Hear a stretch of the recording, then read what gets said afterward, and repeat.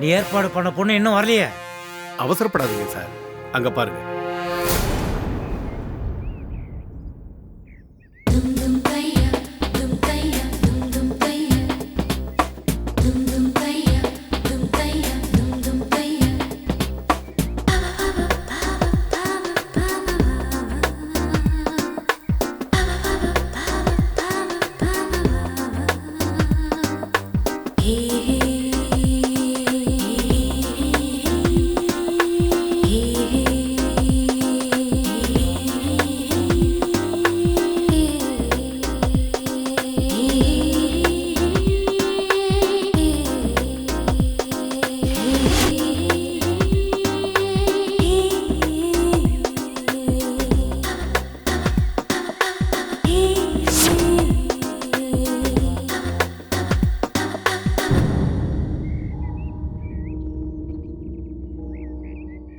என்ன sir, okay தானே? Double okay Naidu. ஏன் ஐயோ, அன்னைக்கு நான் உங்ககிட்ட இந்த விஷயத்தை பற்றி பேசும்போது என்னமோ இதெல்லாம் உனக்கு பழக்கமே இல்லாத மாதிரி அவ்வளோ பிகு பண்ணிக்கிட்டேன். இப்போ நான் எதிர்பார்த்ததை விட பிரமாதமாக ஒரு பொண்ணை கொண்டு வந்து நிறுத்திருக்க. பெரிய ஆளியா நீ? சார் சத்தியமா எனக்கு எந்த பழக்கமும் இல்லை சார். என் ஃப்ரெண்டோட ஃப்ரெண்டு கிட்ட சொல்லி தான் இந்த பொண்ணை ஏற்பாடு பண்ணேன். நீ ரொம்ப நல்லவன் பாரு. நீ சொன்னதை நான் அப்படியே நம்பிட்டேன். சார் நான் சொல்றதா சார் உண்மை. நீ வாமா.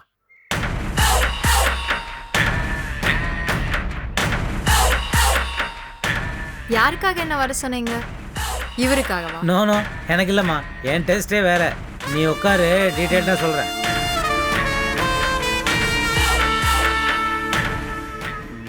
வெல், காஃபி சாப்பிட்றியா?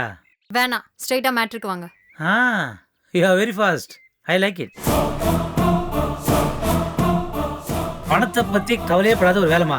அந்த வேலையை பக்காவாக செஞ்சு முடிச்சேன்னா அந்த வேலையிலேயும் உனக்கு பணம் கிடைக்கும், நானும் உனக்கு பணம் தருவேன். குழப்பாம சொல்லுங்க சார். எனக்கும் நாயுடுக்கும் தெரிஞ்ச பையன் சந்தோஷ்னு ஒருத்தன்.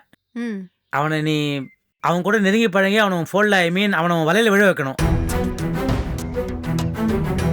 உன்னால முடியுமா? இவ்ளோ சீரியஸா சொல்றீங்களே. அவன் ரொம்ப ஒழுக்கமானவனா இல்ல பொம்பளைங்கன்னா கூச்சப்படுவானா? அவன் ஒரு பக்கா பொம்பளை பொறுக்கி. இப்போ என்னமோ திடீர்னு திருந்திட்டான். அவன் தெரிஞ்சிட்டா எனக்கும் நாயுடுக்கும் ரொம்ப ப்ராப்ளம். அவன் எங்க கண்ட்ரோல்லே இருக்கணும், அதுக்கு தான் சொல்றேன். நீ என்ன பண்ற, அவன் கூட நீ மேக்சிமம் எவ்வளோ நெருக்கமா இருக்கணுமோ அந்த அளவு நெருக்கமா இருந்து அவனை யூஸ் பண்ணிக்க. ஒரு ஸ்டேஜ்ல அவன் உன்னை காதலிக்கிறேன் கல்யாணம் பண்ணிக்கிறேன்னு பொய் சொல்லி உன்னை கருப்பழிச்சதா போலீஸ்ல பொய் புகார் கொடு. அவன் குடும்பம் மானத்துக்கு ரொம்ப பயந்த குடும்பம் இல்ல நாயுடு? ஆமா சார். அதனால இந்த கோர்ட்டு கேஸ் இதுக்கெல்லாம் பயந்து நீ எவ்வளவு பணம் கேட்கறியோ அவ்வளவு பணத்தை கொடுத்துருவாங்க. நானும் உனக்கு எக்ஸ்ட்ரா பணம் தரேன். என்ன சொல்ற? நீங்க சொல்ற விஷயம் ரொம்ப ஈஸியா தெரியுதே, இதுல சிக்கல் எதுவும் இல்லையே. கடையில போய் மொபைல் ரீசார்ஜ் பண்றதை விட ஈஸியான வேலை. என்ன சொல்ற? எப்போ வேலையை ஆரம்பிக்கணும்னு மட்டும் சொல்லுங்க, பாக்கியை நான் பாத்துக்கிறேன்.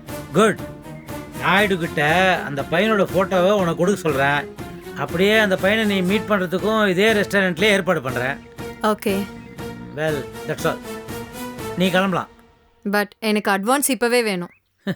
உங்க வர்க்கத்தை பத்தி எனக்கு தெரியாதா? அது தெரியலனா அப்புறம் நான் என்ன பிசினஸ் மேன்? இந்தா கால் பண்ணுங்க, நான் வந்துடுறேன். பாய்.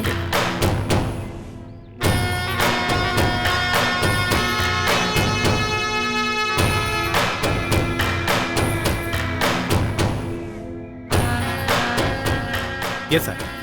சொத்து தான் இப்ப சந்தோஷ் பேர்ல இல்லையே. கேஸ் கொடுத்தா அவன் பணம் கொடுப்பான்னு எப்படி சொல்றீங்க?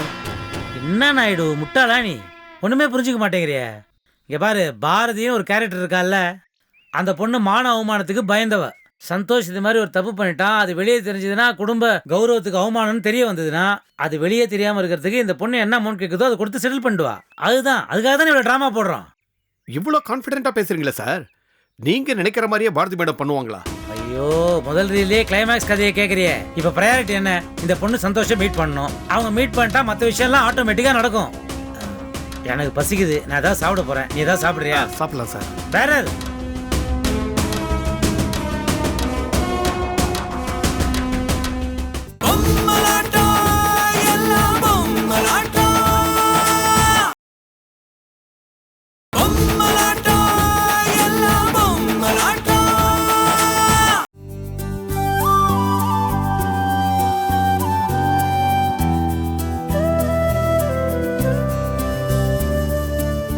என்னப்பா டைம் ஆச்சு, வா சாப்பிட போலாம். ஆமாண்ணே, இப்போ சாப்பிட்டா தான் ஸ்கூல் சவாரி போகிறதுக்கு கரெக்டாக இருக்கும். வாங்க.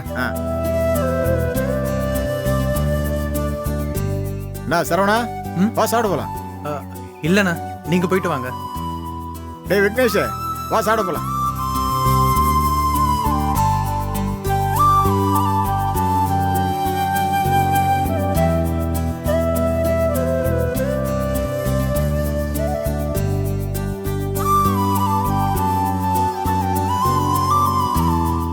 என்ன சரவணா, இதையா தேடுற? அட பாத்துட்டீங்களா? சரவணா, எல்லாம் மொத்தமாக தானே சாப்பிடுவோம். நீ மட்டும் சாப்பாடு கட்டிட்டு வந்துட்ட, காசு மிச்சம் பண்ணுறியா? அட நீங்க வேறண்ணா, நேத்து ராத்திரி சரியான வயிற்று வலி. நடு ராத்திரி 1 மணிக்கு வீடே பதறி போற மாதிரி ஆயிடுச்சு. அடப்பாவி, நேத்தர டாக்டர்கிட்ட போன மறுபடியும் வயித்துல இருந்துச்சா? ஏன்னா டாக்டர் கிட்ட போனா மட்டும் போதுமா? அவர் எழுதி கொடுத்த மருந்து மாத்திரலாம் வாங்க வேண்டாவா? ஏன்பா மாத்திரை மருந்து வாங்க கூட காசு இல்லாம இருந்த? அத ஏன்னா கேக்குறீங்க? வீட்டுக்கு போகும்போது வாங்கிட்டு போலான்னு தான் நினைச்சேன், மறந்து போயிட்டேன். அது என்னடானா சரியான வயிற்று வலி. வீட்டுல அம்மா அப்பா தங்கச்சி எல்லாரும் பயந்து போயிட்டாங்க. அந்த நேரத்துக்கு அப்பா தான் போய் மருந்து வாங்கிட்டு வந்தாரு. சரவணா, இந்த விஷயத்துல நாங்க சீனியரு. இதே வயிற்று வலியில நாங்களும் அவசரப்பட்டிருக்கோம் தெரியுமா? இப்பதானே ஹோட்டல் சாப்பாடு சாப்பிட ஆரம்பிச்சிருக்கிற, அதான் வயிறு ஒத்துக்கல. போக போக வயிறு பழகி போயிடும். அத சொன்னா எங்கன்னா கேக்குறாங்க? என் சின்ன தங்கச்சி இருக்கிறாளே, இனிமே நீ ஹோட்டல்லே சாப்பிடக்கூடாது, வீட்டிலே கட்டித்தரேன்னு சொல்லி கட்டி கொடுத்துட்டா. அதான்ப்பா பொம்பளை பிள்ளை மனசுங்கிறது. அண்ணன் கஷ்டப்படக்கூடாதுன்னு நினைச்சிருக்கா பாரு. சரி சரவண, ஸ்டாண்ட்லேயே சாப்பிட்டுட்டோம், நம்ம போலாம். சாப்பாடு கொடுத்துருப்பா, நம்ம ஹோட்டலில் போய் சாப்பிடலாம். இந்தாப்பா. சரி சரவணா, உனக்கு குடிக்க தண்ணி தான் வாங்கிட்டு வரணுமா? வேண்டாண்ணா, எல்லாத்தையும் எடுத்துட்டு வந்துட்டேன். சரிப்பா, வா போலாம். வாங்க.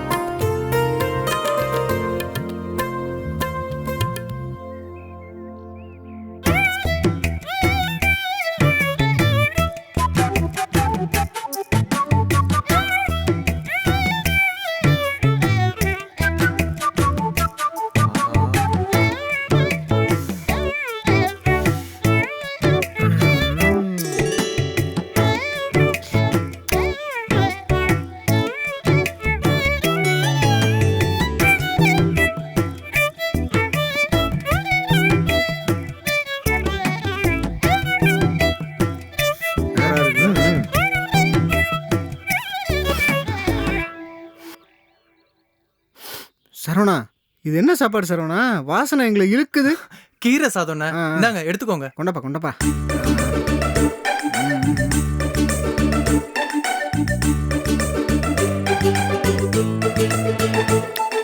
சரவணா, கண்டுபிடிச்சேன் சரவணா. இது மணத்தக்காளி கீரை சாதம். அட்டகாசம் சரவணா. இவ்வளோ ருசியா என் வாழ்க்கையில நான் சாப்பிட்டதே இல்லை சரவணா. இன்னொரு வாய் எடுத்துக்கிறேன் சரவணா. எடுத்துக்கோங்க.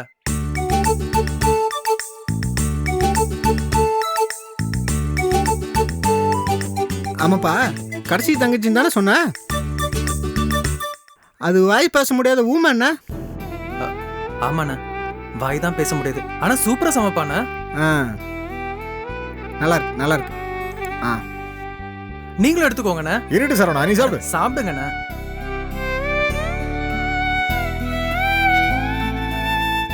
அருமை சரவணா, ரொம்ப சூப்பரா இருக்கு. ஆண்டவன் தங்கச்சிக்கு வாயை பறிச்சுட்டு கையை கொடுத்துருக்கான். உன் தங்கச்சியை கட்டிக்க போறவன் ரொம்ப கொடுத்து வச்சிருக்கணும் சரவணா.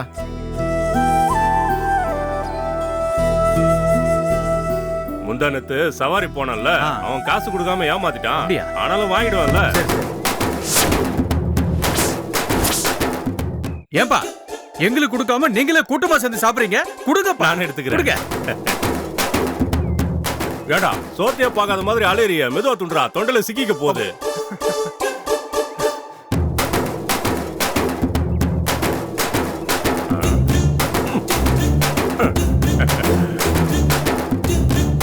முட்டாள் முட்டாள், அவனே வயித்துல புண்ணு இருக்குன்னு வீட்டுல இருந்து கொண்டாந்து சாப்பிடுறான்.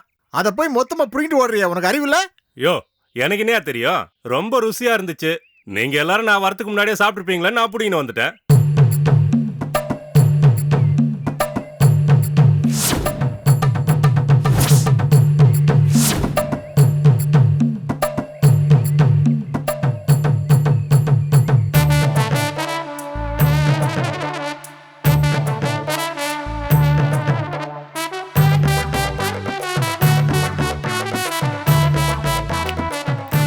சரவணா சாரிப்பா. பரவாயில்லண்ணே, நம்ம என்ன வேஸ்டா கீழே போட்டுட்டோம், சாப்பிட தானே செஞ்சோம். கடையில் சாப்பிட்டு தான் அவனுக்கு அல்சரே வந்திருக்குது. அவனை மறுபடியும் கடையிலேயே சாப்பிட வச்சிட்டீங்களே. சரவணா, நீ வெறும் தயிர் சாதம் மட்டும் சாப்பிடு, அதான் சரியா இருக்கும். சரிங்கண்ணா. வாங்க போலாம். ம்.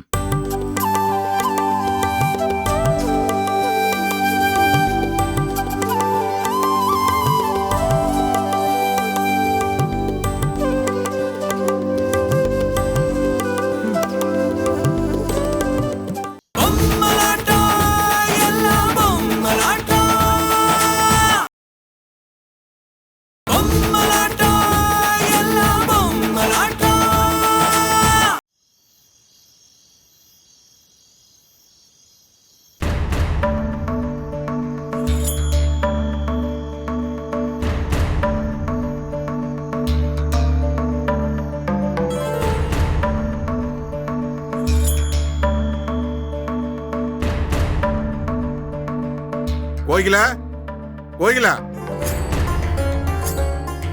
என்னங்க? வர்றதுக்கு லேட் ஆகும்னு சரவணன் அதை சொல்லிட்டு போனானா? ஒன்றும் சொல்லலைங்க.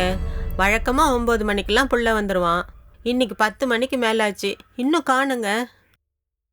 நைட்டு வயிற்று வலின்னு துடிச்சுக்கிட்டு இருந்தான். வேலைக்கு போவானு சொன்னேன்ல, யார் என் பேச்ச கேக்குறா? இவ வேற, இவ என்ன சொல்றானே புரியறது இல்ல. யாராவது அவனுக்கு ஃபோன் பண்ணி பாத்தீங்களா?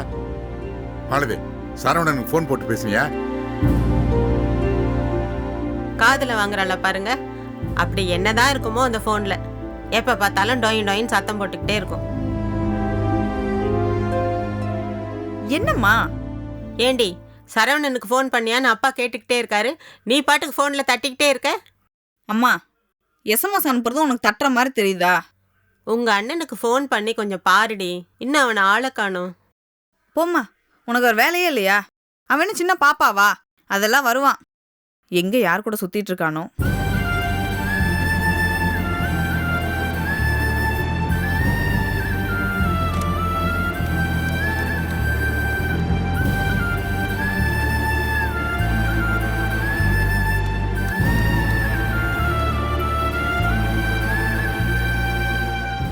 ஏமா ரிங் போதா?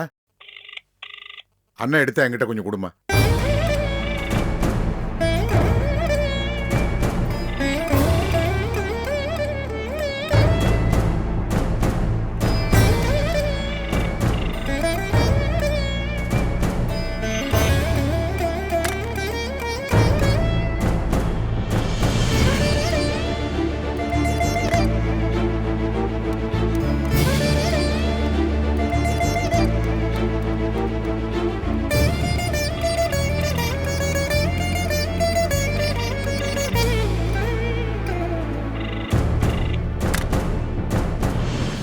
என்னங்க, எனக்கு என்னமோ பயமா இருக்குங்க.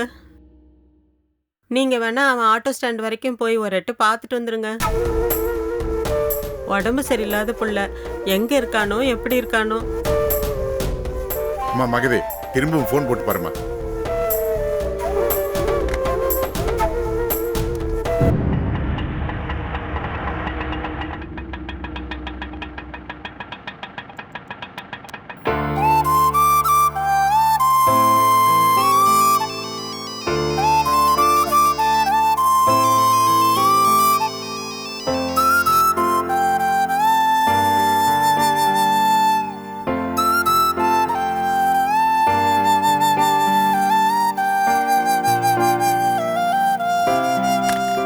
ஏண்டா, வீட்டில் நாங்க எல்லாம் பதறிக்கிட்டு இருக்கோம், போனை கூட எடுத்து நீ பேச முடியாதா? அப்பா, நம்ம வீட்டு தெருமுனை வரைக்கும் சரியான டிராஃபிக். வண்டியை நிறுத்தவும் முடியாது, ஃபோன் எடுத்து பேசவும் முடியாது. வீட்டுக்கு தானே போறோம்னு ஃபோன் எடுக்கல. இதுல என்னப்பா தப்பு இருக்கு? நீ போன் எடுக்காட்டி என்னதான் போட்டு 2 பேர் டார்ச்சர் பண்றாங்க. உயிரே போனாலும் பரவாயில்ல, இனிமேல் ஆட்டோ ஓட்டும் போது போன் எடுத்து பேசு. நான் நிம்மதியாவது இருப்பேன். ஏய், விளக்கு வச்ச அப்புறம் பேசுற பேச்ச பாரு. வாயிலே 2 சாத்துனா. ஏண்டா, திரும்ப உனக்கு வயிற்று வலி இது வந்ததா? இல்லப்பா, மத்தியானம் கொஞ்சம் லேசா வலிக்கிற மாதிரி இருந்துச்சு. மாத்திரை போட்டனா சரியாயிடுச்சு.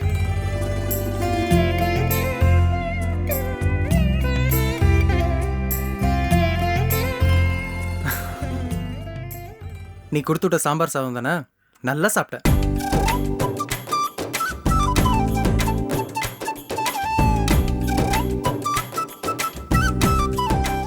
நல்லா தெரியுது.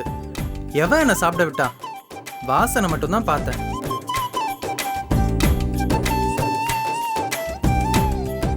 என்ன ஆகணும்? பொட்டலத்தை பிரிச்ச உடனே அவன் வாசனைய பார்த்துட்டு நாக்குல தண்ணி ஒழுக பக்கத்துல வந்து நின்னுட்டாங்க.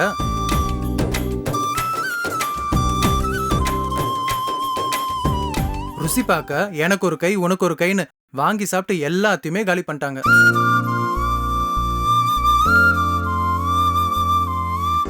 ஒரு ஆளு இலையில ஒட்டி இருக்கிற சோத்தை கூட விட்டு வைக்காம புடிங்கிட்டு ஓடிட்டான். கொஞ்சம் கூட மிச்சம் வைக்காம அப்படியே புடிங்கிட்டு போயிட்டான்.